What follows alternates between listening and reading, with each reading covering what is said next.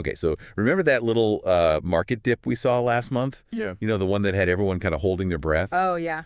The pretty good reminder that in the investing world, risk is just kind of unavoidable. Right. It's Yeah. like Yeah. it's like gravity, it's always there, always Yeah. influencing things. Yeah. But just like we've learned to work with gravity and not fight against it, today we're going to explore how understanding investment risk can actually be like your secret weapon, not this big scary monster in the closet. Right. We're diving deep, like really deep into some excerpts from a document that, you've shared with us. It's all about like really demystifying this whole concept of risk and how to approach it strategically and not just run away scared. Yeah. It's interesting. Risk, well, it often gets kind of bad rap. Oh, yeah, for sure. People see it as this thing to avoid completely. But the source we're looking at today, it offers a much more, I guess, nuanced perspective. Okay. It defines investment risk as not the certainty, but the possibility of losing some or all of your invested money Oh, okay. due to, market changes. So it's not that your investments will lose value, but that there's a chance that they could. Exactly. And recognizing that possibility, well, that's what allows you to make informed decisions, not like fear-based ones. Okay. This document emphasizes that risk, well, it's just inherent to investing. It's not about getting rid of risk completely. It's more about, I guess, understanding the different types of risks and knowing how to, manage them well. So instead of looking at risk as this giant stop sign, we should be looking at it as more like a series of yield signs. Yeah. Proceed with caution, but definitely proceed. Mm-hmm. So can we unpack this a bit more? Like, what are some of the specific risks that, investors really need to be aware of? So let's start with, well, what's probably on everyone's mind, especially given, how the market's been acting lately. Yeah. Market risk. This is the risk that factors that are impacting, I guess, the overall global recession or a sudden change in interest rates. They'll negatively affect your investments no matter how well individual companies are actually doing. Oh, so even if you've picked the best stocks out there, a market downturn can still affect your portfolio. Exactly. Okay. I'm starting to see how understanding this can help me make smarter choices. What other risks should we be thinking about? Another important one is credit risk. Okay. This applies mainly to bonds, and it's the risk that a company or a government that, you've loaned money to through buying their bonds will be unable to, pay back their debt.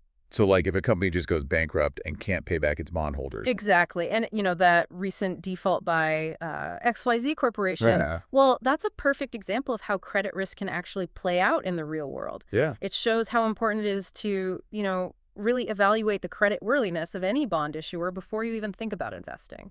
Yeah. It's a sobering reminder that nothing's completely risk-free. Okay, so we've got market risk and we've got credit risk. Yeah. What else is out there? Like what else is hiding in this risk landscape? Well, there's inflation risk. Okay. It's kind of sneaky. It's the risk that over time, the purchasing power of your money will just erode because of, prices going up, even if your investments are, growing. If inflation is outpacing those returns, well, your money is actually buying you less. Right. It's like how the price of bread keeps going up and up, and that, cheap cup of coffee suddenly feels like you're splurging. Yeah, exactly. How do we fight against that? That's where investments that can outpace inflation come in. Stocks, historically, have been a pretty good hedge against inflation. Okay. But of course, no investment is a guaranteed winner. It's important to remember that while inflation, it's just a normal part of the economic cycle, you got to make sure your investments are keeping up. Got it. So it's not just about growth. It's about growth that actually beats those rising prices. Okay, what other types of risk should we have on our radar? Well, there's interest rate risk. Okay. And this one mainly affects bonds. Okay. When interest rates rise, the value of existing bonds, the ones with lower interest rates, tends to go down. Why is that? Well, think about it. If newer bonds are offering these higher interest payments, well, investors are going to be less interested in those older bonds with their lower yields. Yeah. So that leads to a decrease in their market value. Okay, so it's all about supply and demand. If there's a better deal out there, those older, less attractive options, they just lose their appeal. All right. Okay, what about liquidity risk? What is that? Liquidity risk refers to how hard it is to sell an investment quickly without having to take a big loss. Right. Some assets, like stocks that are traded a lot, they're very liquid. They can be bought or sold really easily. Mhm. Others, like real estate or investments in private companies, they're less liquid, and it might take longer to sell them. So it's about how quickly and easily you can convert your investments back into cash without, losing a bunch of value. Yeah, It's like the difference between selling like a super popular bestseller and some, first edition out of print book. exactly. One's going to have a much bigger market. Exactly. And finally, we have specific risk. You might also hear it called unsystematic risk. This is a risk that's, well, specific to a particular company Okay. or an industry or, a specific asset. So this is where that whole don't put all your eggs in one basket advice comes in. Exactly. Let's say you put a lot of money into just one company, Hmm. and then that company, I don't know, experiences some big setback, like a product recall or a shift in, consumer preferences. Well, your portfolio would be hit really hard. Yeah, that paints a very clear picture of why diversification is so important. Yeah. It's not just about, spreading your bets around, but it's about protecting yourself from the unpredictable nature of, well, individual companies. Exactly. Diversification. It's one of the most powerful tools you have when it comes to managing risk. Okay. By spreading your investments across different asset classes, different industries, different geographic regions, well, you reduce the impact of any one investment's performance on your overall portfolio. It's like having like a backup generator for your house. So if Yeah. one power source fails, you've got another one ready to go. Exactly. So diversification, it helps to lessen that specific risk. Does it also help with those other risks we talked about? It can, especially with market risk. Remember how we talked about market downturns affecting even, those top performing companies? Yeah. Well, by diversifying across various asset classes, you're basically creating a buffer against those broad market swings. That's making a lot of sense. But before we jump into those strategies, I think it's important to address the elephant in the room, or, well, the listener on the other end of this deep dive. It's one thing to understand all these risks in theory, but it's another thing entirely to apply them to our own investment decisions. You're absolutely right. And that's where understanding your own personal risk tolerance comes in. Okay. It's not just about knowing what the risks are, it's about knowing yourself. So how do we figure out what our own personal risk tolerance is? Is it like, I don't know, a personality test? Are there multiple choice questions involved? Well, there are questionnaires that you can take. Okay. But it goes deeper than that. Risk tolerance is about how much volatility you're okay with in your investments. Okay. It's influenced by a few things, like your time horizon, Okay. your financial situation, Yeah. and maybe the most important one, your emotional response to market, fluctuations. So someone who's closer to retirement, they have less time to recover from losses. They might have a lower risk tolerance than someone who's just starting out, who has decades of investing ahead of them. Exactly. And someone with a, stable income and a good emergency fund, they might be more comfortable taking on more risk than someone who's living paycheck to paycheck. But even with all those objective factors, a big part of risk tolerance, it's emotional. Yeah. Some people, they can handle seeing their investments drop 20% and it doesn't bother them. Wow. While others, even a 5% dip stresses them out. So it's not just about what we think we can handle financially, it's about what we can handle, emotionally. Yeah. Wow. It's interesting how much psychology plays into investing. I remember when I first started investing, I was glued to the market Oh, yeah. every day. Yeah. Up and down, up and down. It was exhausting. Oh, it's a common experience. A lot of new investors, they fall into that trap of checking their portfolios constantly, getting caught up in all the daily changes. It's easy to forget that investing, it's a long game. Right. And all that short-term noise, it can distract you from your long-term goals. Yeah, it's like trying to navigate a cross-country road trip, but you're only focusing on the potholes that are right in front of you. Right. You'll never make any progress. You'll miss all the, scenery along the way. Exactly. And that's why having a good investment plan and understanding your risk tolerance is so important. Yeah. They act as your compass and your roadmap, guiding you towards where you want to go, even when things get a bit bumpy. And if we're feeling a bit lost or unsure about which way to go, a financial advisor can be like our experienced navigator, right? Someone who can help keep us on track and make adjustments when we need to. Absolutely. Just like a seasoned traveler who can offer insights and tips. Hmm. A financial advisor, they can give personalized guidance based on, your own circumstances. Yeah. And they can help you create an investment plan that works with your goals and your risk tolerance. Okay, so we've covered a lot here. We've talked about the different types of risk and how important it is to know ourselves and our own risk tolerance. But how do we actually, manage risk? Are there, specific strategies we can use to navigate this, complex world and build a portfolio that we can actually feel confident about? I think it's time to unpack those strategies in part 2 of our deep dive. Join us then. Welcome back to our deep dive on investment risk. So now that we've got the basics down, let's roll up our sleeves and really get into some of the strategies for putting all this knowledge to work. Right, yeah. It's time to move from theory to actually doing something. Yeah. And I'm really curious to see how we can manage risk and build a portfolio that actually makes sense for us. Yeah, it's one thing to talk about diversification and asset allocation and all that, but when you can see it in action, that's when things really click. Yeah. So let's jump into some real world examples, stuff that you might actually come across on your own investment journey. Perfect. Because honestly, I'm at that point where I'm like, okay, I get the risks, but how do I deal with them? Let's start with diversification. What does that actually look like? So imagine you have, let's say, $10,000 to invest. Putting all that money into one company stock, well, it's like betting everything you've got on one card in poker. If that company goes bust, well, there goes your whole investment. Yeah, that's a bit too risky for me. So how does diversification change that? Well, instead of putting all those eggs in one basket, you spread your investments around, different companies, different industries, even different types of assets. Okay. So let's take that $10,000 and divide it up, $2,000 each into 5 different areas, maybe like technology, healthcare, consumer goods, energy, and then maybe a bond index fund just to be safe. So even if one sector isn't doing so well, the others might be, which would help to balance out the overall impact on my portfolio. Right. It's starting to feel less like gambling and more like a strategy. Exactly. That's the beauty of diversification. It's like building a strong foundation for a house. You use different materials to make sure it's stable. Yeah. Yeah. Now let's talk about asset allocation. It kind of takes diversification a step further. Okay, so if diversification is about spreading that risk, what's the main idea behind asset allocation? It's about how you divide your investments across different types of assets, based on your risk tolerance, how long you plan to invest, and what your goals are. Think of it like putting together a team. Each player has their own strengths. So it's not just about spreading the risk, it's about doing it in a way that actually works for me and what I want to achieve. Can you give an example of how that would work? Sure. Let's say you're, I don't know, 30 years old and you've got a long time before you retire.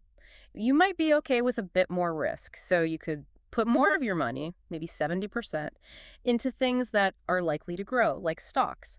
The other 30%, you could put that into more conservative investments, like bonds, to keep things stable. That makes sense. Younger investors have more time to recover if the market drops, and they can benefit from stocks growing over time. Right. But then as you get closer to retirement, you don't have as much time to bounce back from losses, and you might want to focus on protecting your money instead of trying to make it grow super fast. So you might gradually shift to a more conservative portfolio with more bonds and fewer stocks.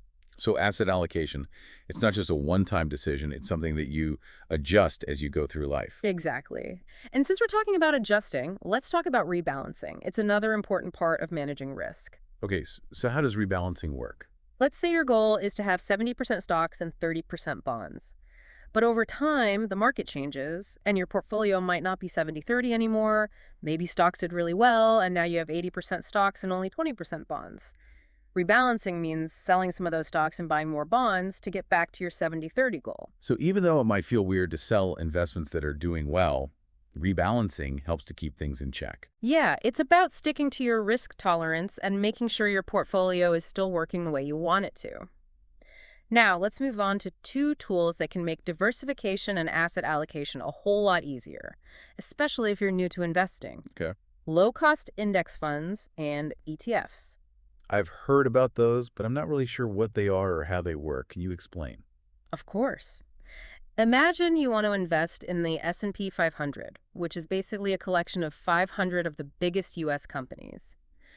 You could buy stock in each of those companies individually, but that would take forever and could cost a lot of money. And trying to keep track of how 500 different companies are doing would give me a headache. Yeah, exactly. That's where index funds and ETFs come in. They let you invest in a bunch of assets like the S&P 500 all at once with a single purchase. So instead of trying to pick individual stocks, I can buy a piece of the whole market. That sounds a lot simpler, and I'm guessing it helps with diversification too. You got it. By investing in an S&P 500 index fund, or ETF, you're instantly diversifying your portfolio across those 500 companies. So if one company doesn't do well, it doesn't have a huge impact on your overall returns. I can see why so many people recommend index funds and ETFs, especially for beginners. They're like a shortcut to building a diversified portfolio without having to become a stock expert. Exactly. And they usually have lower fees than actively managed mutual funds, which can make a big difference in how much money you make over time. So less money going to fees means more money for me. I like that. Now, there's another term I keep hearing, dollar cost averaging. What is that all about? Dollar cost averaging is a simple technique where you invest a fixed amount of money at regular intervals, no matter what the market is doing. It's like setting your investments on autopilot. So instead of trying to time the market perfectly, which seems impossible, I just invest consistently. Exactly. If you invest, say, the same amount every month, you end up buying more shares when the prices are low and fewer shares when prices are high. This helps to even out the ups and downs of the market and take some of the emotion out of investing. Okay, that definitely sounds less stressful than trying to guess the best time to buy or sell. It's more about being consistent, like building a good habit. Right. Dollar cost averaging takes the pressure off of trying to be some market timing genius and lets you focus on building your portfolio over the long term. I'm really starting to see how useful these strategies are, especially when you use them together. Diversification, asset allocation, rebalancing index funds and ETFs, dollar cost averaging. It's like a toolkit for navigating the world of investing. That's a great way to put it. And the goal isn't to eliminate risk completely. It's about managing it in a way that works for you and your goals. You're the one in control, choosing the strategies and tools that fit your investment journey. This is all so helpful. I feel like I'm finally starting to understand this whole risk thing. But before we move on, I have a question about those of us who aren't just starting out. What about people who already have investments? How can they use these strategies with what they already have? That's a great question, and it highlights something important. It's never too late to look at your investment strategy and make changes to manage risk better. The first thing you need to do is figure out how risky your current portfolio is. So I need to take a look at what I already own and see how much risk I'm taking and whether that matches my goals and how comfortable I am with risk. Exactly. Look at your current asset allocation. How much is in stocks versus bonds? Are you too focused on certain sectors or industries? Are there any hidden risks you might be missing? And once I have a better understanding of how much risk I'm already taking, what's next? Then you can start making changes to get your portfolio to the risk level you want. Maybe you need to add some international stocks or real estate to diversify.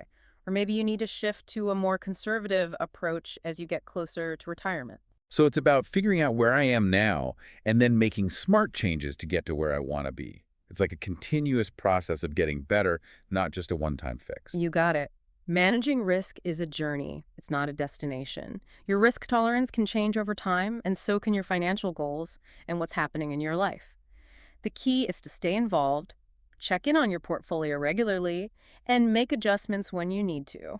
This has been really insightful. I feel like we've taken the mystery out of risk and given people some practical tools they can use. It's not this big scary thing anymore. It's something I can actually understand and control. That's what we were hoping for. But before we wrap up this section, there's one more important part of risk management we need to talk about: the psychological side. Ah, yes, the human element. It's not enough to just have the right tools and strategies. We also need to understand how our emotions affect our investment decisions. I have a feeling this is where things get really interesting. So join us for part 3 of our deep dive as we explore the psychological aspects of risk, how to avoid those common traps, and the role of professional guidance. Welcome back. So we're on the final part of our deep dive into investment risk. And, we've covered a lot, from different types of risks to strategies for managing them. But I think it's time to talk about something we've kind of touched on already. Okay, yeah. The human side of investing. Right. We can have all the information, all the tools, but if we don't understand how our own brains, how our own thinking affects our decisions, well, we can still mess things up. Exactly. I think We've all felt that panic when the market goes down, or maybe gotten a bit too excited when things are going well and we want to, chase the next big win. Yeah. So how do we keep those emotions in check? How do we avoid making decisions based on like fear or greed? One of the best ways is to have a really clear investment plan. Okay. And I mean, you need this before you even start investing. This plan, it's like your anchor. It lays out your goals, your timeline, how much risk you're comfortable with, and how you want to divide up your investments. So it's like a set of rules to follow when things get crazy in the market so you don't make impulsive decisions. Exactly. It helps you stay focused on the long term. Yeah. You can weather the ups and downs without losing sight of what you're actually trying to achieve. Like having a personal trainer, Yeah. They keep you on track with your fitness goals even when you want to skip a workout or eat that extra slice of cake. Yeah, that's a good analogy.